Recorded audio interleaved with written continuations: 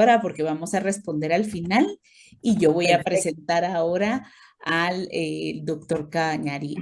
Nuestra siguiente presentación, muy interesante también, por favor no nos dejen porque vamos a hablar sobre los edulcorantes no calóricos y la microbiota intestinal. Y hace la consulta el doctor Cabañari, todos en la misma bolsa, o sea, todos van al mismo saco, ¿no?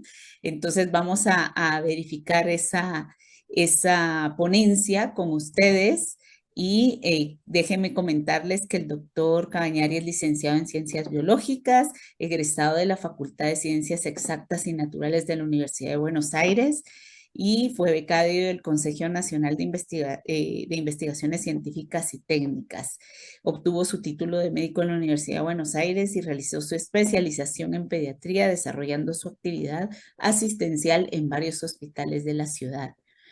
Es miembro titular de la Sociedad Argentina de Nutrición e investigador en la Facultad de Ciencias Médicas de la Universidad Católica de Argentina y donde sus líneas de investigación son la seguridad y los efectos sobre la salud de los edulcorantes no calóricos a la luz de la medicina basada en evidencia. Doctor, le delego el espacio. Muchas gracias por estar hoy con nosotros y pasamos a su presentación. Muchas gracias, María José. No sé si se ve bien y se escucha bien. Perfecto, se ve y se escucha perfecto. Excelente. Y muchísimas gracias. Es un placer siempre escuchar a Susana. Y así que, Susi, después nos quedamos para responder las preguntas en conjunto. Me encantó tu charla. Ahora vamos a cambiar un poquito el tema. De hecho, vi que algunas preguntas iban ya en torno a el efecto que pueden producir los edulcorantes no calóricos sobre la microbiota intestinal. Y la pregunta, como bien comentó María José, es si podemos meter a todos los edulcorantes en la misma bolsa. Vamos a tratar de entender eso un poquito a lo largo de la charla de hoy. Y al igual que Susana, comienzo haciendo la declaración de potencial conflictos de interés. Yo he recibido honorarios por consultoría y financiamiento de estudios de investigación, tanto de fuentes gubernamentales como de entidades no lucrativas, como también de compañías biotecnológicas, farmacéuticas y de alimentos y bebidas, algunas de las cuales fabrican o utilizan edulcorantes no calóricos. Soy asesor científico externo de ISA, que es la International Sweeteners Association, y de Heartland, México. Por supuesto, ninguna de las entidades mencionadas tiene rol alguno ni en el diseño de la presente ponencia. Muy bien. Voy a empezar al revés de cómo se empiezan todas las charlas, que es con un spoiler. Voy a contarles la conclusión y van a entender por qué. Porque cuando uno concluye con este tipo de frases, uno queda medio con ese sabor con gustito a poco, como diciendo, al final siempre me dicen lo mismo, que hacen falta más estudios y que hay poca evidencia. Pero la verdad que es cierto. Esto que les estoy presentando aquí es la última revisión que salió hace exactamente un mes y medio. Ahí tienen la cita si le quieren buscar. Es un Nature Review, una extraordinaria revista que hizo una revisión de no solo de los edulcorantes no calóricos, sino de todos los aditivos alimentarios y el efecto que estos tienen sobre la microbiota intestinal. Y la conclusión final es que a lo largo de la historia de esta investigación se han realizado varios estudios pequeños sobre el efecto de los edulcorantes no calóricos en el intestino humano. Y los estudios realizados hasta el momento han demostrado que algunos edulcorantes, ahora vamos a ver cuáles sí y cuáles no, podrían promover cambios en la microbiota intestinal. Pero los datos en humanos, la verdad que al día de hoy, distan muchísimo de ser consistentes. Entonces, en definitiva, por eso digo, vamos a empezar por la conclusión. Al día de hoy es poco lo que uno puede aseverar, ¿sí? Los datos, hay más datos en roedores que en humanos, los datos en humanos distan mucho de ser consistentes, entonces a lo largo de la charla vamos a tratar de dar algunas herramientas críticas de cómo interpretar los resultados de edulcorantes y de microbiota que tienen algunas características en particular para que después cada uno de ustedes pueda leer los artículos y sacar sus propias conclusiones a medida que vayan saliendo nuevas publicaciones sobre este tema, que auguro varias porque es un tema que está muy candente. Entonces, la agenda de la charla de hoy es la siguiente. Vamos a empezar muy cortito, solamente 2, 3 slides, a hablar de la importancia de la microbiota, qué es lo que se dice de los edulcorantes en relación con la microbiota y vamos a detenernos en el famoso y polémico estudio de Suez de 2014 porque es el estudio que funcionó como un parteaguas, como un antes-después, ¿sí? Ahí se empezó a hablar muchísimo sobre los efectos de los edulcorantes no calóricos y la microbiota, así que lo vamos a tomar como un parteaguas y vamos a explicarlo un poquito. Y después vamos a empezar a entrar en algunas cuestiones muy importantes a tener en cuenta.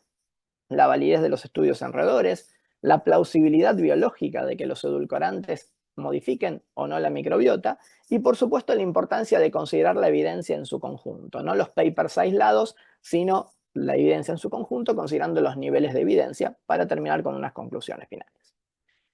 Entonces, empecemos a hablar un poquito sobre la importancia de la microbiota. Todos ustedes la conocen, pero ustedes saben que la microbiota intestinal, primero hay muchas microbiotas, ¿sí? Tenemos microbiota bucal, microbiota vaginal, microbiota en la piel. Acá nos va a interesar la microbiota intestinal, que es la comunidad de microorganismos que viven en el tracto gastrointestinal de una persona, ¿sí? No son solo bacterias, como muchos creen, ya que el término abarca tanto bacteria, como arquea, como eucaria, como virus. Y algo muy interesante, que seguramente también han oído más de una vez, es que si nosotros contáramos todas las células humanas de nuestro cuerpo y contáramos todas las células de estos microorganismos que conforman la microbiota intestinal, veríamos que hay 10 veces más células bacterianas que células de nuestro cuerpo. Por eso es que ahí dicen que nosotros somos solamente un 10% humano, porque el 90% de las células en nuestro organismo son de la microbiota intestinal, aunque parezca mentira, e involucra más de 1000 especies microbianas diversas. Es decir, que la microbiota intestinal es extremadamente rica y compleja. ¿Y por qué nos interesa hablar de la microbiota intestinal? Bueno, porque tiene muchas funciones que para nosotros los humanos son extremadamente importantes. Ustedes saben que existe una coevolución genética humano-microbiota. Vamos creciendo juntos y nos vamos moldeando juntos, ¿sí? Y esto nos da la posibilidad de ir expandiendo nuestras capacidades. Cuando digo capacidades me refiero a capacidades metabólicas, mucho más allá de lo que está codificado en nuestro genoma. Y eso es lo que le hace extremadamente interesante. Para que se den una idea, el microbioma del intestino humano contribuye con el 36% de las pequeñas moléculas que se encuentran en la sangre, ¿sí? Es decir, una de cada 3 moléculas pequeñas que están en la sangre son provistas gracias a nuestro microbioma intestinal. Y son moléculas extremadamente importantes, como ácidos grasos de cadena corta que participan en la síntesis de colesterol, como ácidos biliares que ustedes saben colaboran en la absorción de lípidos y vitaminas liposolubles, metabolitos de la colina que modulan la homeostasis de la glucosa y el metabolismo lipídico. Es decir, son moléculas que están involucradas en vías metabólicas de extrema importancia. Pero más allá de esto, o sea, la microbiota no es solo un generador de moléculas, también modula el sistema inmune, también participa en el metabolismo de algunos fármacos, también previene de la colonización de bacterias patógenas, es decir, hay muchas funciones de la microbiota intestinal y por eso es que nos interesa su estudio. Y lo último que quería mencionar antes de entrar puntualmente al tema que nos convoca el día de hoy, es que la microbiota intestinal es muy variable y es muy lábil. Es decir, por ejemplo, la microbiota intestinal no es igual en la de un niño nacido por parto vaginal que en la de un niño nacido por cesárea. No es la misma microbiota intestinal la de un niño que es alimentado con lactancia materna exclusiva que la de un niño alimentado con fórmula infantil. No es lo mismo la microbiota a lo largo de la edad. Cuando somos chiquitos tenemos mucho más bifidobacterias, vamos siendo adultos y empiezan a aumentar los firmicutes, vamos poniéndonos como adultos mayores y empiezan a aumentar la proporción de bacteroidetes, es decir, va cambiando la proporción a lo largo de la edad.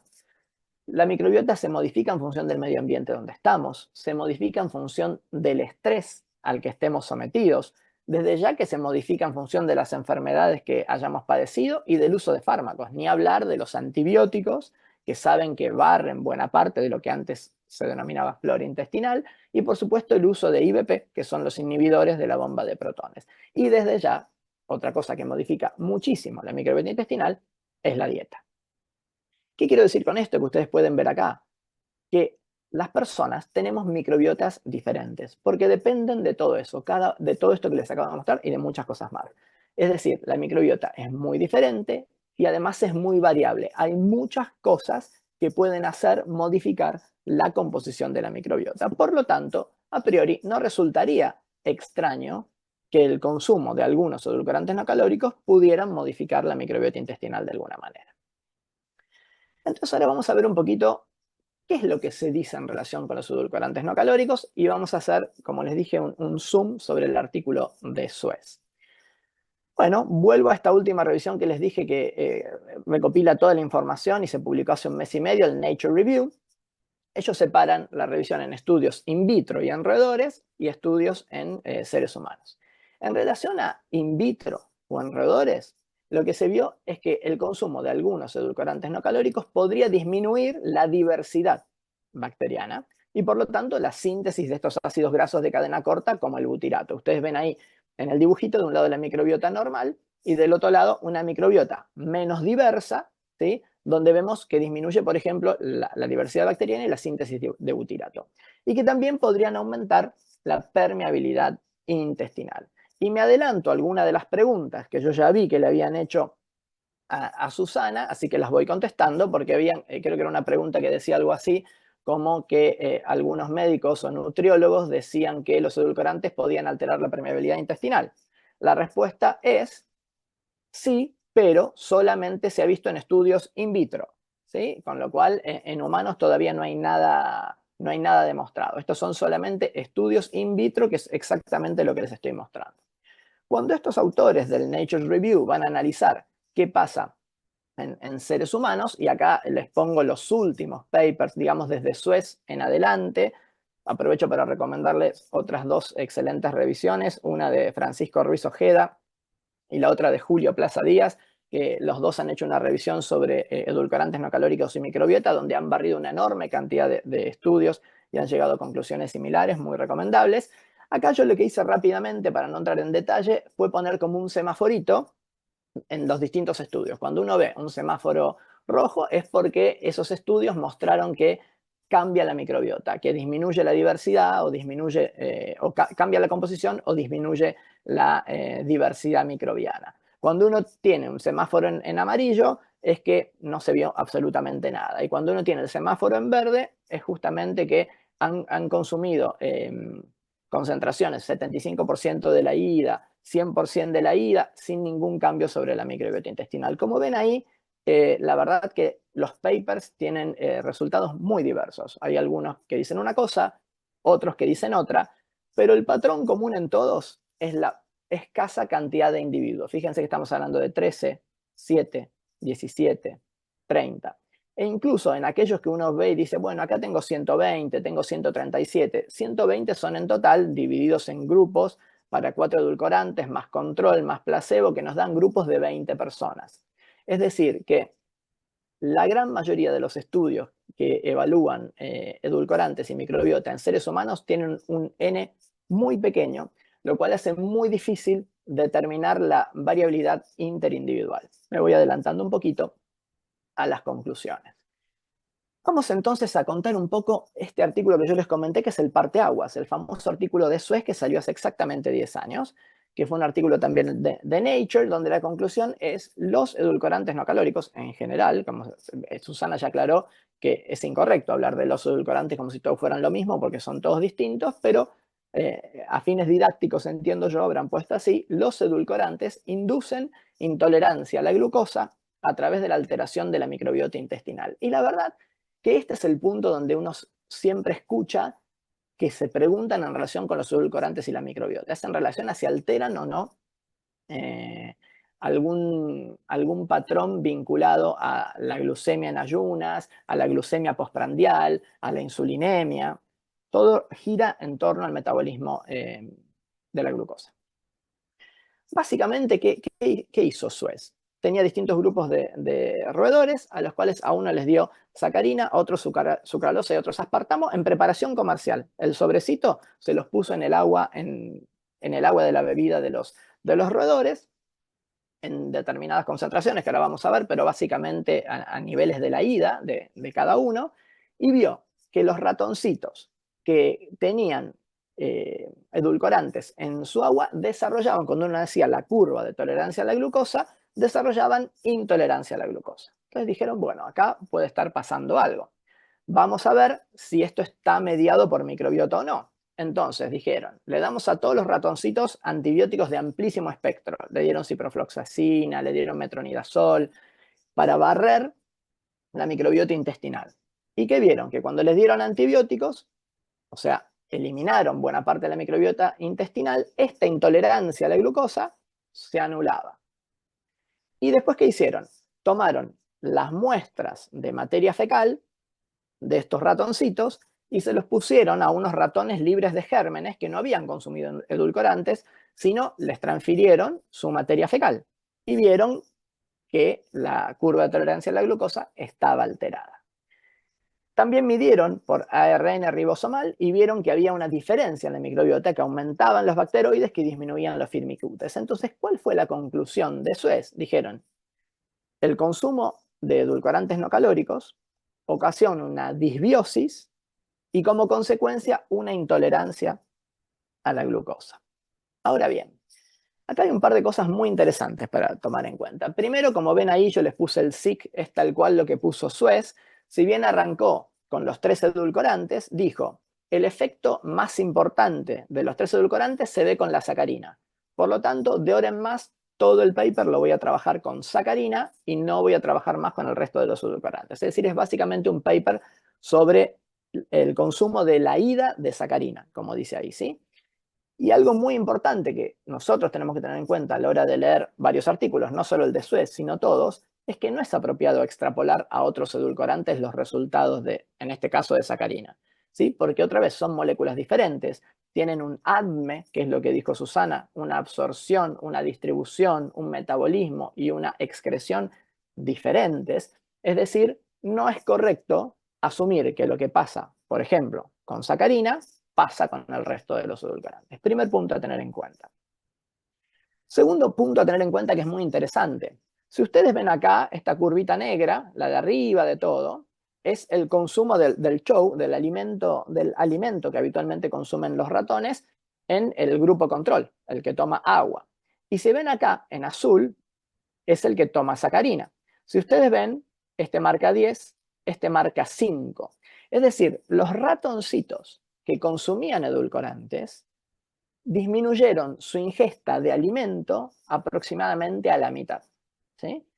Es decir, que aquí también tenemos efectos dietarios. Tenemos una cantidad significativamente menor de grasa, significativamente menor de proteína, significativamente menor de fibra, que nosotros sabemos que pueden modificar la microbiota intestinal. Entonces esto es algo que también tenemos que tener en cuenta cuando analizamos un artículo de consumo de edulcorantes y microbiota intestinal. Porque en la vida normal nadie abre un sobrecito y se toma el edulcorante no calórico solo. Uno lo consume en el contexto de una matriz alimentaria. Viene acompañado de distintas cosas. Y lo más probable es que uno deje de consumir algunas cosas y las reemplace por otra matriz alimentaria que contiene edulcorantes. Entonces es muy difícil decir a qué se está debiendo el efecto de la microbiota. Es decir, la microbiota varió, pero varió porque en realidad porque consumió sacarina en este caso, o varió porque disminuyó el consumo de fibra a la mitad, por ejemplo. Es algo que no podemos decir. Por lo pronto es aventurado atribuir un cambio en la microbiota intestinal exclusivamente por la ingesta de edulcorantes, sin tener en cuenta las consecuencias de los cambios en la composición de la dieta que estos estudios traen aparejados. Porque si hay algo que está muy bien establecido, es que la dieta modifica la microbiota intestinal. Después, en el mismo artículo, Suez dejó de lado los estudios en roedores y dijo, bueno, vamos a ver entonces qué pasa en humanos. Y hay una cohorte de un estudio nutricional en curso, una cohorte de 381 individuos no diabéticos, donde él vio y dijo, a ver, veamos, ¿quiénes consumen espontáneamente edulcorantes no calóricos y quiénes no consumen? Y de esta cohorte los separó en dos grupos, los que consumían y los que no consumían. Evaluó la microbiota de estas personas y vio signos de síndrome metabólico. Presión arterial, dislipemia, ¿sí? Mal manejo de la glucemia, etcétera, etcétera. ¿Y qué vio? Que aquellas personas que estaban en el grupo que habitualmente consumía edulcorantes no calóricos tenían mayores signos y síntomas de síndrome metabólico. Y por supuesto eso es una asociación, pero lo que tenemos también que tener en cuenta que ningún estudio observacional puede mostrar una relación causal. ¿Por qué? Porque puede haber algo que se llama causalidad reversa. Es decir, puede ser que yo, como tengo un exceso de peso, tengo sobrepeso o tengo obesidad, decida consumir productos más bajos en calorías que tienen edulcorantes no calóricos. Y no es que el hecho de consumir edulcorantes no calóricos hace que yo después sea más gordito, sino de que el hecho de que yo soy más gordito me llevó a consumir edulcorantes no calóricos. Esto se llama causalidad reversa. Y sabemos que este grupo de personas con exceso de peso es mucho más propenso a estas prediabetes, ¿sí? O a un síndrome metabólico. Por eso es que en este y en ningún estudio observacional de cohortes yo puedo mostrar una relación causal. Y Suez mismo lo reconoció en su trabajo. Dijo, esto es solamente una asociación. Puede pasar lo que yo les estoy comentando ahora. Entonces dijeron, bueno, vamos a ver causalidad. Para ver causalidad no tengo que hacer un estudio observacional. Tengo que agarrar personas, darles, en este caso, la sacarina, la ida de sacarina, y ver qué les pasa. Tomaron una muestra de 7 personas. ¿Vieron lo que yo les digo, lo del el N tan bajo, ¿no? Tomaron una muestra de 7 voluntarios a los que se le dio la ida entera de sacarina y vieron que 4 presentaban intolerancia a la glucosa y 3 no. Mitad y mitad, básicamente, ¿sí? Por lo tanto, la verdad es que tenemos que ser otra vez muy cautelosos al sacar una conclusión con un estudio que no fue ni controlado ni aleatorizado y fue hecho en 7 personas. ¿De acuerdo? Entonces, estas son como las grandes limitaciones iniciales del artículo de Suez, que nos dispara, ¿sí?, a pensar algo puede estar pasando, pero no nos termina de cerrar por varias cuestiones. Y estas son las cuestiones que voy a intentar abordar ahora para compartir con ustedes, para que cada uno de nosotros después pueda sacar sus propias conclusiones sobre los artículos de edulcorantes y microbiota intestinal. Empecemos con estos estudios en roedores, ni hablar con los estudios in vitro que ya les mostré antes. Otra vez, hay que ser extremadamente cauteloso al extrapolar directamente resultados de animales a humanos. Acá hay 2 artículos muy interesantes, donde ven acá el orden taxonómico. Ustedes saben que la microbiota y los efectos de la microbiota, así como los efectos de los probióticos, son hasta cepa dependientes, ni hablar de especie y ni hablar de género, ¿no? El 85% de los géneros bacterianos presentes en la microbiota de los ratones no está presente en los humanos. 85% no está. Y si vamos a nivel especie, solamente un 10% del genoma de la microbiota de los ratones se superpone con la microbiota humana. Es decir, son microbiotas muy diferentes. Tenemos especies muy distintas. Otra vez, solo un 10% de overlapping tenemos. Tenemos un 90% de genes que pertenecen a especies bacterianas que no tienen superposición con la microbiota humana. Entonces, esto ya nos habla que el modelo murino, el modelo de ver microbiota en roedores, es muy útil para ver mecanismos mecanicistas, pero la verdad es extremadamente poco útil para poder entender qué le pasa a una microbiota humana. Nos sirven como disparador para después ir y hacer un estudio en humanos, pero definitivamente no para sacar conclusiones. Y ni hablar, como les dije antes, los estudios in vitro que todavía están más alejados que un ratón. Ustedes saben que el crosstalk, esta conversación entre la microbiota y el huésped, es específica de cada uno de nosotros, es específica del huésped. Y además, todo lo que yo les comenté antes, hay muchos factores. Otra vez, el tipo de parto. Vieron que yo les dije, no es lo mismo la microbiota del que nace por vía vaginal que el que nace por cesárea. El ratón no tiene esa diferencia. No es la misma microbiota el que está con pecho exclusivo que el que está con fórmula. El ratón no tiene esa diferencia. Es decir, todos estos factores, el tipo de parto, la lactancia, las conductas sociales, el uso de antibióticos, el uso de otros fármacos, toda la lista que yo les mostré recién, es lo que va modelando nuestra microbiota humana en la vida real. Es decir, que la ausencia de todos estos factores en los roedores, porque los roedores no tienen distintos tipos de parto, no se alimentan con fórmula, no usan antibióticos, no usan inhibidores de bombas. Entonces, esto hace que sea extremadamente difícil que la microbiota de un roedor pueda reflejar la real microbiota del ser humano. Y es el primer mensaje muy importante. Por eso es que este último Nature, que les vuelvo a decir que salió hace un mes y medio, concluye que los modelos murinos son muy útiles para obtener información mecanicista, pero nunca van a recrear por completo los complejos factores genéticos y ambientales que rodean a los humanos. Otra vez, nos sirven como disparador para ir a hacer un estudio, pero no nos sirven para concluir absolutamente nada. El segundo punto, que también es crucial, plausibilidad biológica, porque yo puedo ver muchas cosas en un estudio, pero si yo no puedo comprobar que algo tiene la posibilidad de que suceda, ya vamos mal. Y ahora van a entender a qué quiero decir. ¿qué edulcorantes podrían potencialmente modificar la microbiota intestinal y quiénes no? ¿Se acuerdan que Susana les contó lo del ADME? Que cada edulcorante tiene una absorción, una distribución, una excreción y un metabolismo diferente. Voy a ir súper rápido porque la idea no es entrar en detalle en cada uno, pero fíjense, la pelotita verde representa el destino metabólico del acesulfame K. Yo consumo acesulfame K, llego al intestino delgado, fíjense, absorbo casi todo, prácticamente todo. Más del 99% se absorbe en intestino delgado, pasa a circulación sistémica y se elimina por riñón. Es decir, ¿cuánto acesulfame K contacta la microbiota colónica? Cero. ¿Qué pasa con la sacarina? Tiene un ADME muy parecido. Yo lo consumo, llega al intestino delgado. Aquí no se absorbe todo, se absorbe entre el 85 y el 95%, pasa a circulación sistémica, riñones, excreción urinaria. Es decir, que acá, entre un 5 y un 15% de la sacarina que yo consumo, puede llegar en algún momento a contactar la microbiota colónica. Si esto ya nos da una idea de que, por ejemplo, si yo consumiera sacarina a dosis altas, como los estudios que lo hicieron con la ida, podría llegar a tener algún efecto sobre la microbiota intestinal. Y acá se entiende entonces un poco el concepto de plausibilidad, ¿no?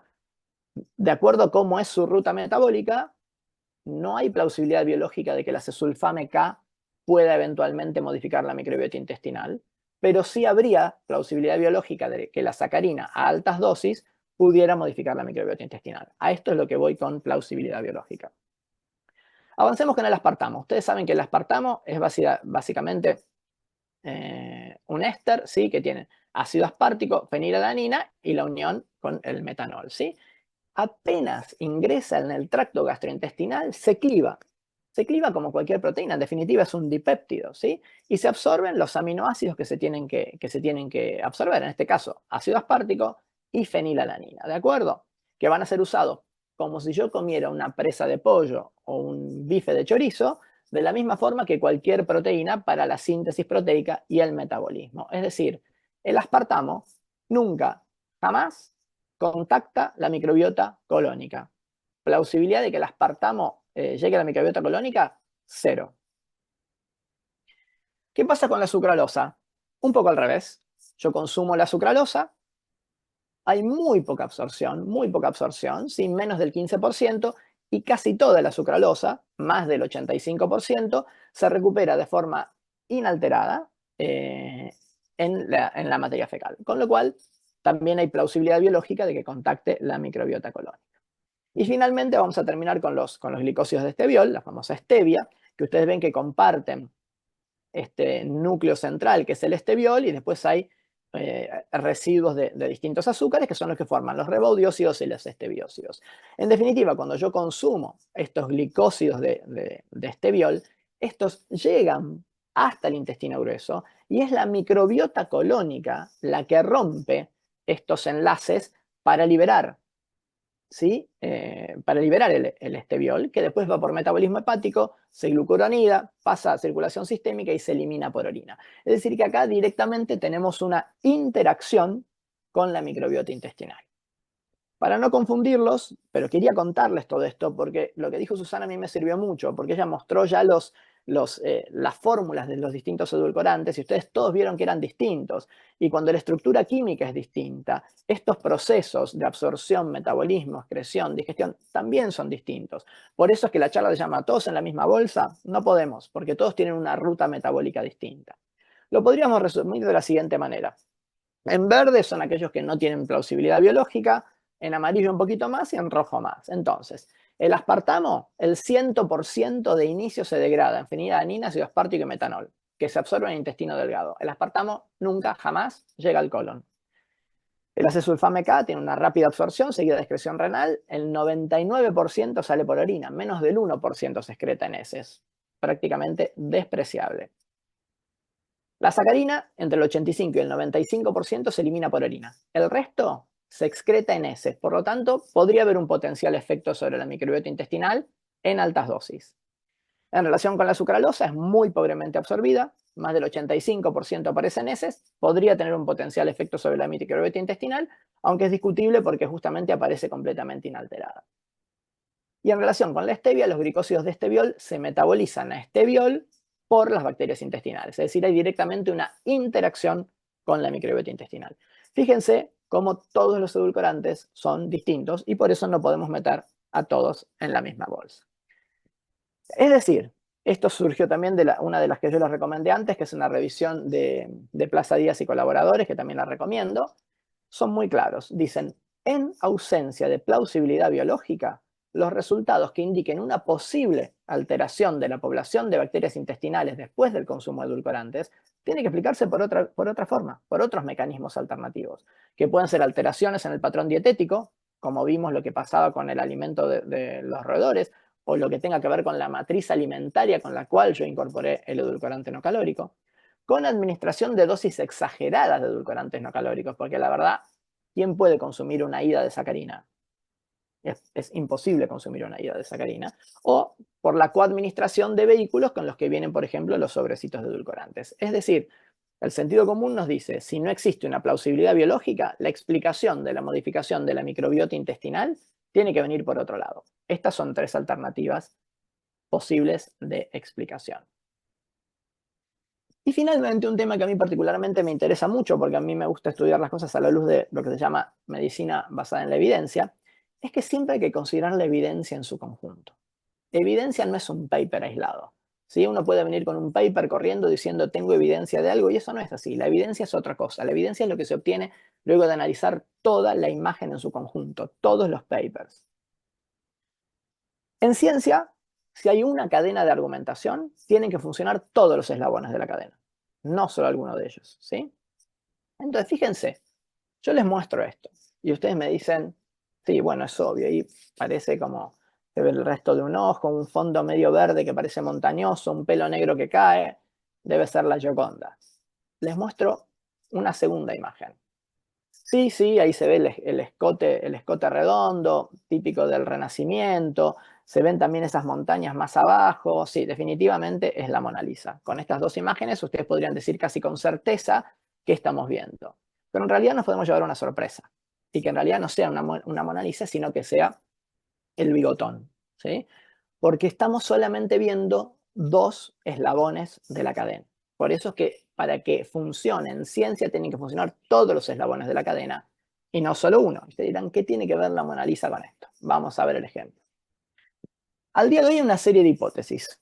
La serie de hipótesis dicen lo siguiente, dicen que el consumo de edulcorantes lleva a una disbiosis, ¿sí? A una alteración de la microbiota intestinal, que a su vez esto provocaría una intolerancia a la glucosa y subiría la curva de tolerancia a la glucosa, con los consabidos efectos glicémicos e insulinémicos que con el prolongar del tiempo terminarían llevando a alteraciones en los niveles de glucosa en sangre, de la glucemia postprandial y de la respuesta insulínica, que en definitiva es lo que nos interesa a nosotros porque es lo que repercute en definitiva en la salud del individuo.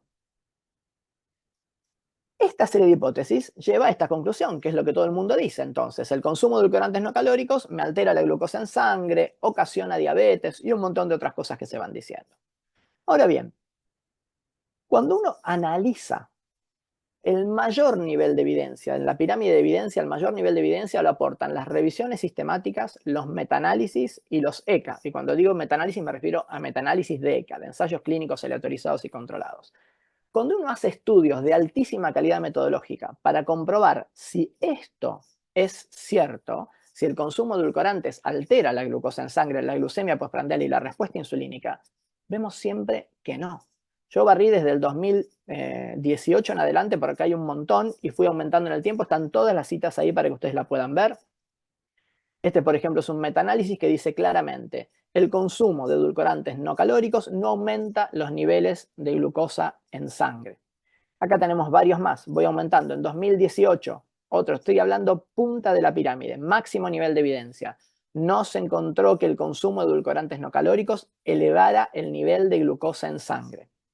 Otro, el consumo de edulcorantes no calóricos no tiene efectos agudos en el cambio de las respuestas glucémicas o insulinémicas postprandiales en comparación con una intervención control.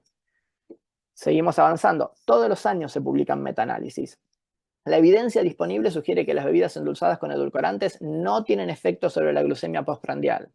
Otro, no se observaron cambios significativos en los niveles de glucosa en sangre, en la glucemia postprandial, ni en la respuesta insulínica después del consumo de edulcorantes no calóricos. ¿Qué quiero decir con esto? Que hay estudios de altísima calidad, de N, cuando hablo de N, hablo de tamaño poblacional, muy grandes y muy bien realizados, que dicen que esto no es cierto. Es decir, que si esto no es cierto, hay algo en esta línea de razonamiento que está fallando. Hay algo que no estamos viendo. Probablemente entonces es que si nosotros analizamos papers por separado, nosotros efectivamente podemos encontrar papers que digan que el consumo de edulcorantes altera la microbiota intestinal. Estamos viendo una parte de la Mona Lisa. Por supuesto que también podemos encontrar papers que nos digan que luego de una intolerancia a la glucemia, estos efectos glicémicos, insulinémicos sostenidos en el tiempo, pueden llevar a un aumento de la glucosa en sangre, glucemia postprandial y respuesta insulínica. Pero cuando nosotros vemos toda la imagen, nos damos cuenta que en realidad nos está pasando esto, porque no hay ni un artículo que diga que esto es cierto. Es decir, que algo del razonamiento de acá abajo nos está fallando. Y eso es donde tenemos que ver dónde está el problema. Y por eso es la invitación de esta charla, que es un poco distinta, y por eso arranqué desde la conclusión, ¿sí? Porque lo más probable, lo que se está viendo, es que sean cuestiones muy dependientes de la microbiota de cada individuo. Se está hablando de individuos altos respondedores, de individuos bajos respondedores, pero realmente falta muchísimo para ver esto. Lo que definitivamente al día de hoy podemos decir, como empecé al inicio, es que no hay evidencia para nada suficiente como para justificar este tipo de conclusiones tan taxativas que se hacen sobre el consumo de edulcorantes no calóricos y alteración de la glucemia a través de la microbiota. Como conclusiones, antes de entrar a las preguntas que vamos a compartir con Susana, algunos edulcorantes, como la sucralosa, la sacarina y los glicósidos de esteviol, tendrían el potencial de modificar la microbiota intestinal, al igual que muchas intervenciones dietarias y otras causas no alimentarias. En cambio, no existe plausibilidad biológica que justifique que el consumo de edulcorantes, como el aspartamo o el acesulfame K, pueda modificar la microbiota intestinal. En ausencia de plausibilidad biológica, los resultados que indican una posible disbiosis después del consumo de edulcorantes deberían explicarse por otros mecanismos como los que vimos antes. No es correcto extrapolar resultados obtenidos con un tipo de edulcorante a otros, por lo que vimos recién, tienen distinta estructura química, tienen diferente ADME. Entonces, si yo veo algo con un edulcorante, no lo puedo extrapolar al otro y poner todos en la misma bolsa. Por supuesto, ya vimos que no es correcto para nada extrapolar directamente los resultados hallados en roedores a humanos, porque tenemos microbiotas sensiblemente diferentes. Otra cosa más, que ya lo comenté, en la vida real nadie consume edulcorantes de manera aislada. Por lo tanto, es aventurado atribuir un cambio en la microbiota intestinal exclusivamente por la ingesta del edulcorante si no tenemos en cuenta la matriz alimentaria. ¿Qué tiene lo que estoy consumiendo edulcorantes? ¿Qué dejo de comer y qué es lo que estoy comiendo? Y finalmente, algunos estudios en humanos han mostrado una asociación positiva entre el consumo de edulcorantes y la intolerancia a la glucosa, aunque la mayoría son estudios observacionales, por lo que podrían explicarse por factores confundidores, como los que les conté antes, o por causalidad inversa, y los ensayos clínicos se realizaron con tamaños muestrales muy pequeños y muestran mucha variabilidad interindividual. Y por otro lado, el mejor nivel de evidencia disponible, que son los ensayos clínicos aleatorizados en humanos, las revisiones sistemáticas y los metaanálisis de ensayos clínicos aleatorizados, muestra que el consumo de edulcorantes no altera para nada ni la glucemia ni la insulinemia. Muchas gracias, espero haber sido claro y ahora sí estamos con Susana disponibles para las preguntas.